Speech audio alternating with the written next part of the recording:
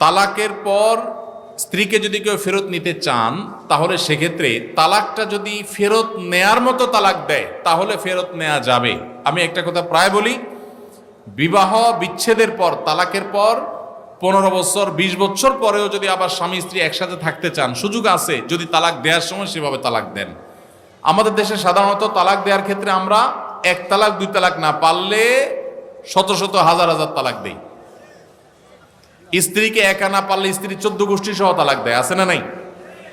এগুলা বিভ্রান্তি। যারা বিবাহ করেছেন তাদেরকে বলছি, আর যারা বিবাহ করবেন তাদেরকেও বলছি, খবরদার, দাম্পত্য জীবনে স্বামী স্ত্রীর মধ্যে যত বোঝাপড়ার গরমিল হোক, যত গন্ডগোল ফাসাদ হোক, কখনো রাগ উঠলো আর তালাক ঝেড়ে দিলেন, এই কাজটা কখনো করবেন না।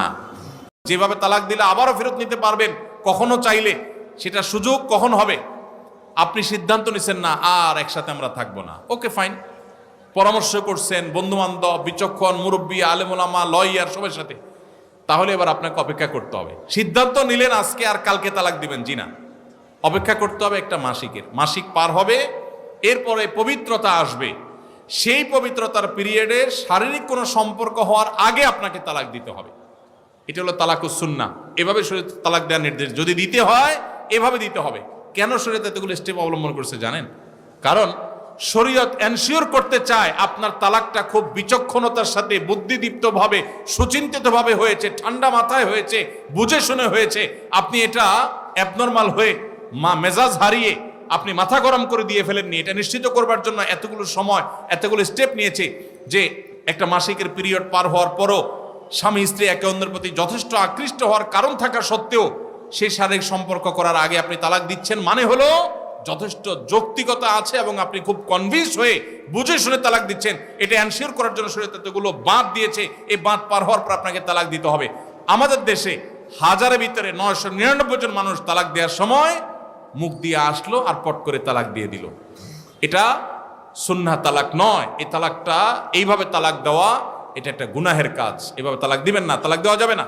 এই জন্য যুবক ভাইরা যারা বিবাহ করবেন ভবিষ্যতে, আপনারা জেনে রাখেন, ঘরে ঘরে তালাক হচ্ছে। ঢাকায় যতগুলো বিবাহ রেকর্ড হয়, আনুপাতিক হারে প্রায় পাল্লা দিয়ে ততগুলো বিবাহ বিচ্ছেদ হয়। ভয়ঙ্কর ভাবে তালাক বেড়ে চলেছে।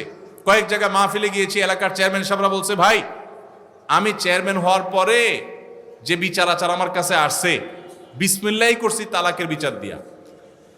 একজন বলছেন যে কয়েকদিনের ভিতরে 20-25টা তালাকের বিচার আসছে, আর যেগুলো আমার কাছে আসে সেগুলো তো আমাদের হিসাবের বাইরে।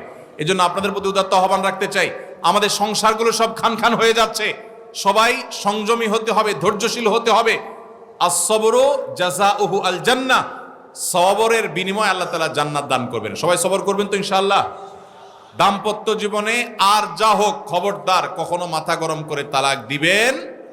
আমি যেভাবে বলেছি সুন্নাহসম্মত তালাক, এভাবে যদি পিরিয়ড যাওয়ার পরে, সুস্থ হওয়ার পর, শারীরিক সম্পর্কের আগে একটা তালাক দিবেন, এটা হলো সুন্নত। তালাক কয়টা হবে? একটা। একটার বেশি তালাক দিবেন সেটা জায়েজ হলো না, জায়েজ হবে একটা তালাক। একটা তালাক দিলেন, বাস রেখে দিলেন। 2 মাস 3 মাস পার হয়ে গেল, অটোমেটিক সম্পর্ক ছিন্ন হয়ে গেলে দুজন দুদিকে যেতে পারেন, আলাদা বিয়ে হতে পারে। আবার বহুকাল পরে চাইলে নিজেরা শুধু বিবাহ পড়িয়ে আগদ করে আবার একত্র হয়ে যেতে পারবেন। আর যদি আপনি একটা দিয়েছেন, আবার আরেকটা দিয়েছেন, 6 মাস পর আরেকটা দিয়েছেন, দিয়ে 3টা শেষ করে ফেলছেন, তাহলে আর কখনো বিবাহ যদি মক্কার ইমাম সাহেব এসেও পড়ায়, তারপর আর একসাথে থাকতে পারবেন না। আল্লাহ তাআলা আমাদেরকে এই বিবাহ বন্ধন এবং তালাকের ক্ষেত্রে শরিয়াকে মেনে চলার তৌফিক দান করুন।